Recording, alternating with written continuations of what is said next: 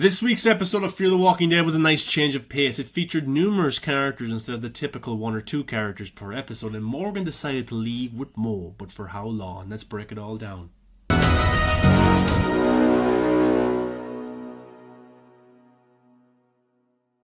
What's going on, Walking Dead fans? Welcome back to the channel. I'm your host, the Viking. Make sure you give it a thumbs up and subscribe to the channel. This is my review and breakdown for Fear the Walking Dead Season 7, Episode 13. Look, Fear the Walking Dead Season 6 for me was one of the best single seasons of The Walking Dead we have ever gotten. I mean, the main show, World Beyond, and Fear the Walking Dead. The season was exciting. It had some very interesting characters. We had Virginia, we had Teddy. It had twists, it had turns, it had Morgan. It was a really great season. And it was more of an anthology season in terms of we got different characters each episode, but it all connected to the overall story, and it worked. And going into Season 7, I was very excited because I loved Season 6 so much. And this season for me has just been okay. I've enjoyed aspects of this season, but it feels like the series is going through some sort of budget concern because characters are separated even more than they were in Season 6, and the scale of each episode doesn't seem as big as it was in Season 6. The overall story with Virginia and Teddy was very interesting. This season has shifted to Strand being the villain, and most of the locations have been at the tower or in the radioactive environment that we see because of Teddy's actions in Season 6. And yes, some of the cinematography and shots this season have been absolutely breathtaking, and I've loved it so much. But to see the characters separated so much, and to see Morgan and Strand and Dwight in very little episodes compared to Season 6, and not really have that much to do in terms of, wow, that was really cool, oh, I love this episode so much. Because in Season 6, we had the Morgan episode in Episode 1 with the bounty hunter. It felt so fresh, it was interesting. Dwight had his time to shine as well, finding Sherry again. It's just this season seems very disconnected in places, and it's great to have Alicia back in the series, but at times it feels like it's trying to force her to be the main leader of the group and the leader of the series, when in my opinion it's better suited towards somebody like Morgan and to somebody like Dwight. That's just my opinion though. At the end of this episode, Morgan decided to leave with Mo, understandably, because Mo is the future, he's a kid, he doesn't want to be around when this war kicks off. But then again, you're sending away your best fighter in Morgan when you need him for this big massive war, which has been teased for episodes and episodes now.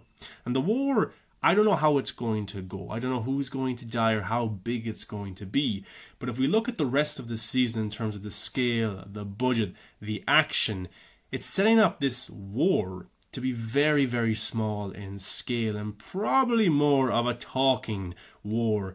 Maybe one or two fight sequences and that's it. I hope I'm wrong.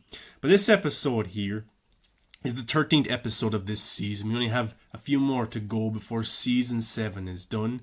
Fear the Walking Dead is already confirmed for a Season 8. I will watch the series, of course, because I love the Walking Dead universe, but I hope they get a little bit of a bigger budget or they have something more refreshing in terms of a storyline, because Strand is a very convincing villain, but when he pops up in just one episode and then we don't get to see him for 3 or 4 episodes later, it feels like the story is disconnected and it doesn't have a direction. I don't really care for the villain or for the people fighting the villain if I don't see the villain for 3 or 4 episodes. And Madison, we know she is returning and she hasn't been teased at all yet really. I thought that she would appear a lot sooner in this season, but she hasn't, and we're going into the last few episodes expecting to see Madison, which will probably be for a very short period until we see her fully in Season 8. This episode though, I enjoyed it a lot more because we had numerous characters popping up. We had Alicia, we had Dwight, we had Sherry, we had Morgan, and the performances from the actors that play Dwight and Sherry really carried this week's episode with amazing acting. The big surprise this week was to learn that Dwight and Sherry are having a baby. Prior to this, Dwight and Sherry were bickering back and forth about protecting Mo and what the next move should be.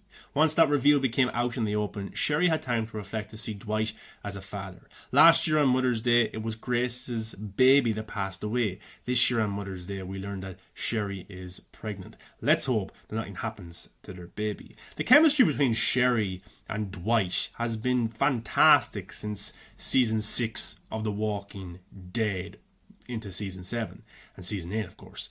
And those two characters are so likable together. They're so great together. And we followed their journey from Negan over to Fear the Walking Dead. So it is pretty sweet to see them have a child together. But Dwight is one of my favourite Walking Dead characters. I loved him in season 7 and season 8 of The Walking Dead. I thought he was one of the best written characters, and it was interesting that he was going over to Fear the Walking Dead.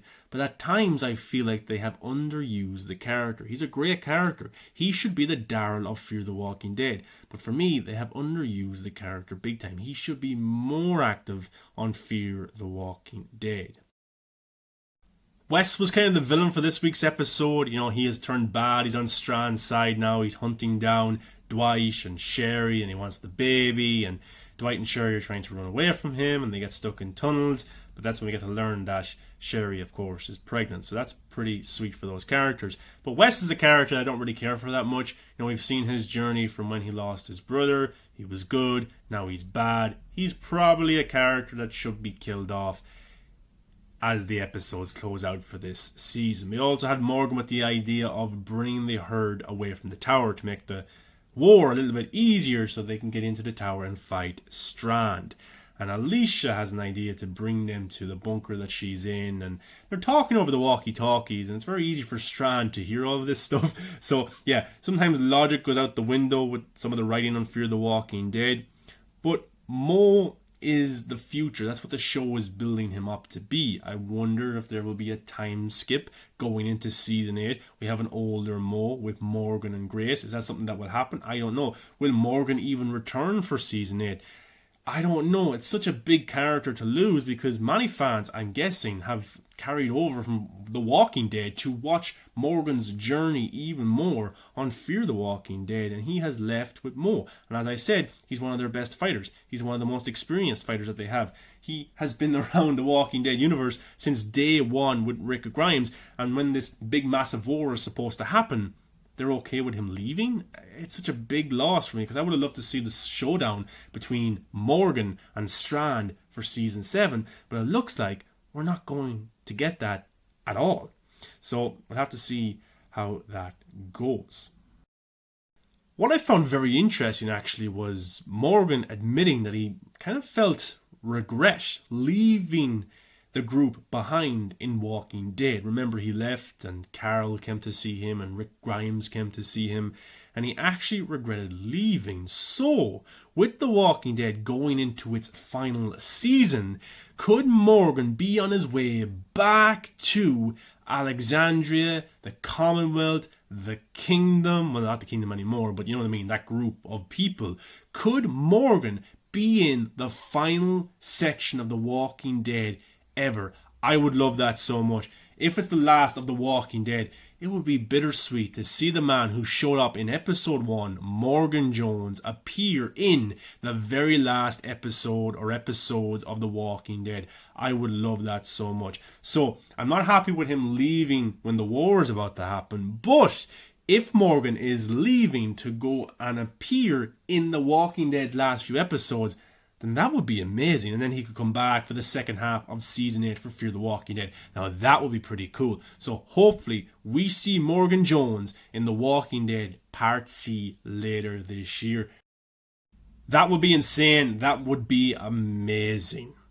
But it was cool how he talked about Rick but didn't really mention Rick's name, but we all knew he was talking about Rick Grimes. Alicia is now leading the group for this massive war that she's been hinting at for ages against Strand. How will it go? I'm not too sure. I'm guessing we will see numerous deaths. We should if it's called a war. And also, Alicia leading the group. Look, I like the character. I think she's fantastic, but as a leader, I don't really see her in that role, and I think she would be better suited as a be leader beside Dwight leading a war or Morgan leading a war, but maybe it's all leading to something really, really big. We'll have to see how it goes in next week's episode. Guys, what's your thoughts on Fear the Walking Dead Season 7, Episode 13? Make sure you give it a thumbs up, subscribe to the channel, let me know your thoughts below, and I will see you for next week's review of Episode 14.